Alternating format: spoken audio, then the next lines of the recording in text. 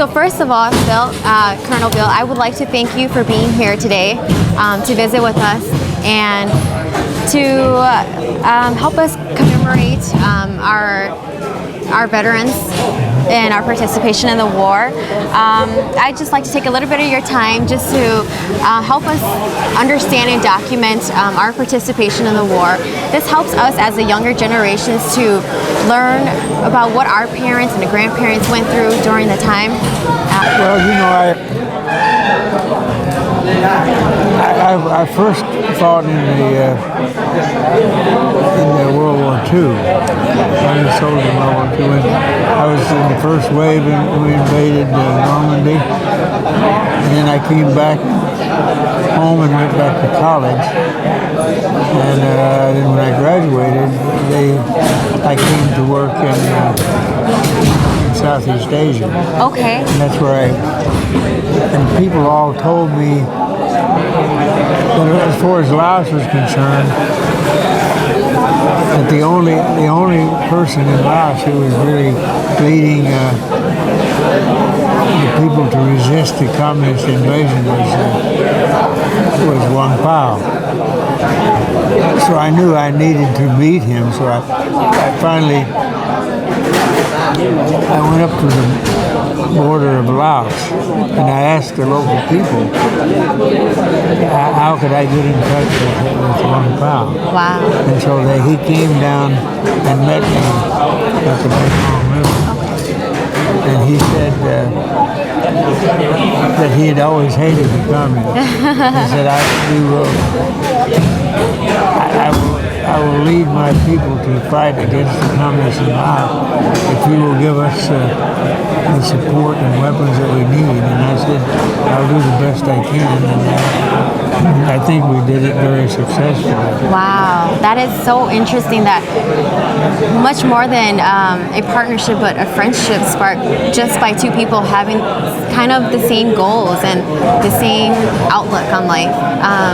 That's very interesting, and also that you're from such different parts of the world and you have different philosophies versus what Hmong people believed in, but yet you guys come together and join forces and work together so well.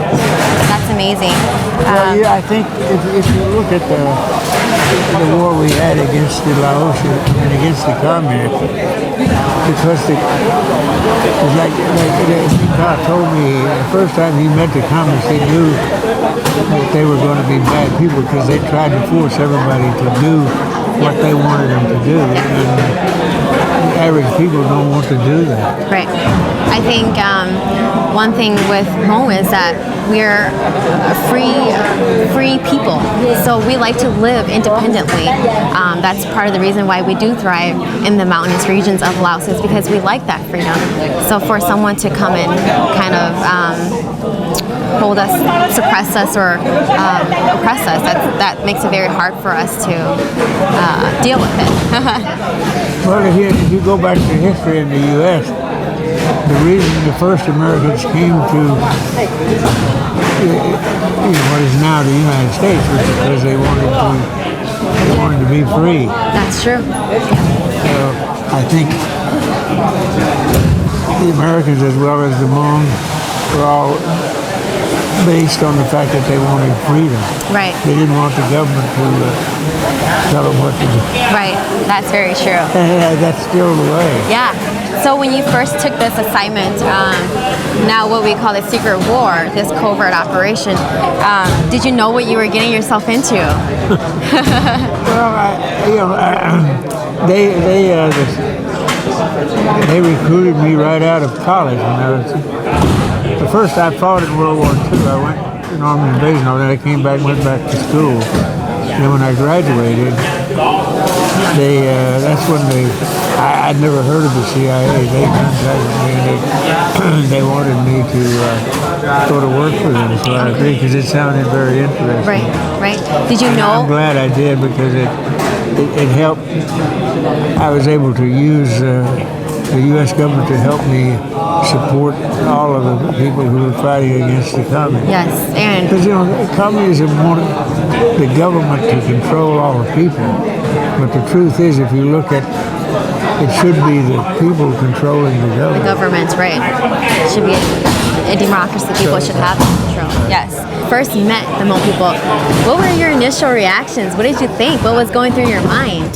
Well, you know what happened. See, I went to Thailand, and I knew my duty was to fight against the communists who were trying to take over the whole world. Right? So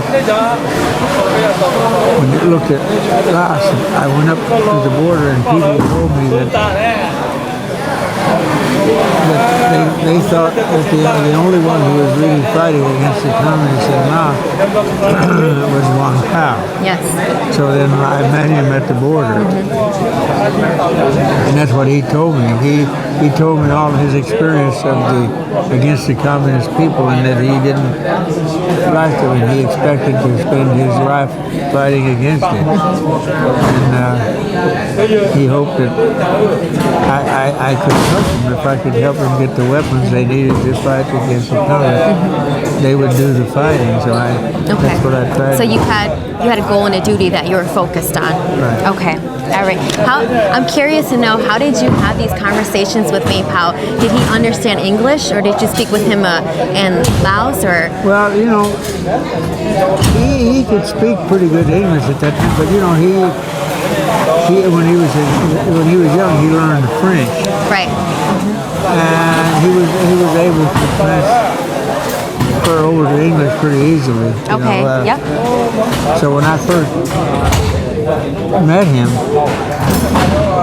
we could communicate all right. Okay. No sign language or body language. No Just go like pop, he pop, was pop like a that. very intelligent Okay. guy. Okay. You know. Yeah. He picks up things pretty quick, and yeah, what you were learned talking it. about. Okay. Well, I think if you look at the Hmong people were always very quick to learn things. And I know that's what I noticed from the very beginning. I mean, 'cause I think the Hmong were basically mountain people. Right. And if you look at the history of the world, the people who lived on top of the mountains were the most influential because they looked down on everybody. That's true. And they adapted well, because you're living on top that high in elevation. Because they believed they could do anything better than the other people could do. Right. That's true. And that's important. What you believe that you can do, then you can do. Persevere. Yeah. Even regardless of other people telling you, or you going into and seeing that we were highly an uneducated group and didn't have a system of writing or reading. We were farmers. We didn't know modern warfare. You still had that belief in us that we could learn and that we can be trained. Yeah. Okay. But I think if you look at the Hmong people and the way they lived in those days, they were in a very good place, a very good position to become to resist the communists, and they did not want to be controlled by anybody. They wanted to be free. Well, if you look at history of the U.S., that's exactly what. Why did the people first come from Europe to the U.S. for the same reason? Right. That's right. Because they believed in this American dream to be free. Well, to be free, right? Not to be controlled by anybody. Right. So when you first got involved with this assignment and working with the CIA, did you know what their purpose was and wanting to align with the Hmong people? Did they see a special interest, or did they see like that the Hmong people could provide them with some kind of advantage or special skills or anything like that in helping them combat against communism? Well, you know what? When I graduated from the after I first fought in World War II, I came back and went back to school. Because by that time you had the GI Bill. They paid for my education. Right. And I went to Texas A&M. And if you, I remember, I still have a copy of an article that was written at that time about all the colleges in the U.S. and it said that they thought Texas A&M was one of the best schools to prepare you to step out of college and get a good job because it taught you practical things, not. Was it true? Was it true from your experience? Yeah, I don't know. I think it was true. Yeah. Because when I left college, I was immediately hired. Okay. And I've never been out of a job. That's great. Okay, so from what you know, do you think that, how do you think that the CIA knew about the Hmong people besides what you were interested in, like kind of having that initiation with General Vamkhom? How do you think the CIA knew of the Hmong people? A largely ethnic minority group that not a lot of people know about. No, I don't think the CIA knew anything about it until they sent me to Asia. I went to Thailand, and that's where I first got acquainted with Hmong people, because the people along the border between Laos and Thailand, they're the first ones who told me about Vamkhom. They said that Vamkhom was the only leader in Laos who was actively fighting the communists, and so I knew I needed to meet him. Right. So I arranged finally. I found a way I went to the border and I talked to people, and he came to the border and I met him, and then I went to Laos with him. And I believe very strongly that he was the person we'd been looking for. Okay. I'm curious to know what your experience was there. Was it welcoming? Did the Hmong people welcome you in, and did they provide you with food and clothing or shelter or something? Well, see, what I was doing, I was trying to get into somebody. I mean, I felt that my mission in Laos was in Thailand at that time was to get acquainted with, to try to resist the communists who were trying to take over. Well, they were basically trying to take over the whole world. And so I was looking for the people who wanted to resist the communist takeover of the world. And I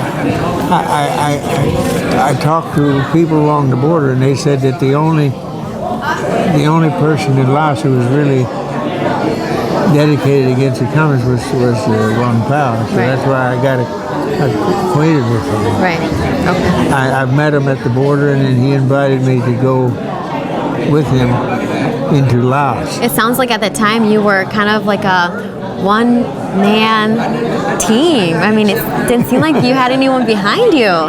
How did you get all these people to, have your back and believe in the mission? America. No, I think it was very fortunate. And, be a good talker. and if people believe you. Right. I think they believe you because you're sincere. Yep. Genuine. You believe yourself. And so if you don't believe yourself, nobody else is going to. That's very true. That is very true. So let's talk after the war. Right around 1974 to 1975, when the U.S. decided to pull out of the Vietnam War and essentially ending this covert operation in Laos. Is that kind of around the same time when you left? No, I never really. I mean, I stayed in close touch with all the people there. I didn't really,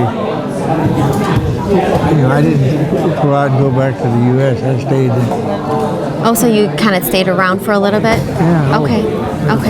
Yeah? You reached out to the people there? Because then I married a lady that was from Thailand. Okay. And in fact, her brother is still alive. He eventually became the prime minister of Thailand. But see, if you go back to the early days in Thailand, the king was very intelligent. In fact, that he picked the best students and sent them to go to school in the U.S. Right, to get educated. And as my brother-in-law went, they sent him to, he wasn't from a rich family, but they were very intelligent. So the government sent him to go to MIT. Oh, wow. So and when he went back, then he became. Well, first he was. He was. And when the Thai government sent you, you had to be sponsored by some element. Right. So he was sponsored by the Air Force. So when he came back, he was supposed to work for the Air Force, but it wasn't long until he went to work for the government. And then eventually he became the Prime Minister of Thailand. And he's still alive. He still lives in Thailand. In fact, I need to go over and see him before long. Okay. So once the war ended, the U.S. pulled out. Many of the Hmong people believe that there was a promise made, a promise that the U.S. would kind of take care of them, would protect them, would take them away from the aftermath of the war. Do you have any knowledge of what happened there? Why only those who were only those Hmong people who were upper in the ranking levels of the military kind of got that protection, but thousands of Hmong people lost their lives. But if you go back to what really happened, I was in Laos at the time, and when the U.S. because of the pressure of politics within the U.S., the U.S. decided to pull out of Vietnam, which included Laos at that time. And when they decided to pull out, then the Americans all suddenly jumped in their airplanes and went home. So the people panicked, and all the Hmong people, a great mass of the Hmong people, just retreated to the border. Right. And I was still there, and the U.S. government asked me, what are we going to do with all these people? And I said, well, I said, you can't send them to Thailand. Thailand is always overcrowded, is already overcrowded with refugees. So you can't send them there. They said, yeah, but these people don't speak English, they have no education. If we send them to the U.S., how would they get along? I said, they get along fine, because the one thing I know about the Hmong people, if you look at the history of the world, the best people, the most aggressive people, the people who always were successful were the people who live on top of the mountain, because they look down on everybody and they believe they're superior. Right. And that's the Hmong people. That's what they are. So I think if you send them to the U.S., they'll do well. They'll do well. Yeah. Because they don't have any education, but they're very bright. They learn very quickly. And that's why when I come up here and see how well all the Hmong have done, it makes me very proud that I was right. That's right. It's always nice to be right. Yeah. Do you feel like at that time, even though there was so much conflict in the U.S., political conflict over the war, that any of them raised in the air and listened to you, listened to that recommendation that you made? Well, I went to college at Texas A&M, and Texas A&M was an excellent school to go to because it taught you practical things. So when you graduated from Texas A&M, when you went out the front door, you had a job already, because it taught you very practical things. Right. My major was geology. Okay. And geology is, you can't major in a better thing, because what geology is, it's a study of the whole world, the earth. So I think it prepares you to do a lot of different kind of jobs. So, that's why I think I was very successful in dealing with people anywhere in the world. Anywhere in the world, right. Because I never felt superior to anybody. That's great. And I believed that I could help people to attain what they wanted out of life. Yeah. And I think that's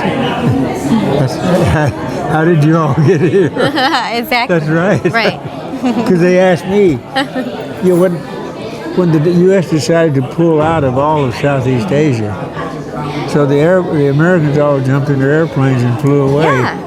The Thai people all rushed to the border. Yeah. And just came across, thousands of people came across the Thai border, right? Yeah. But I was still over there, so they asked me, the U.S. government asked me, what can we do with all those people? I said, they can't go to Thailand because Thailand is already full of refugees. There's no place for them there. Do you feel They that? said, well, so what we do them? I said, send them to the U.S. Yeah. Oh, yeah, but they don't have any education. They can't speak English.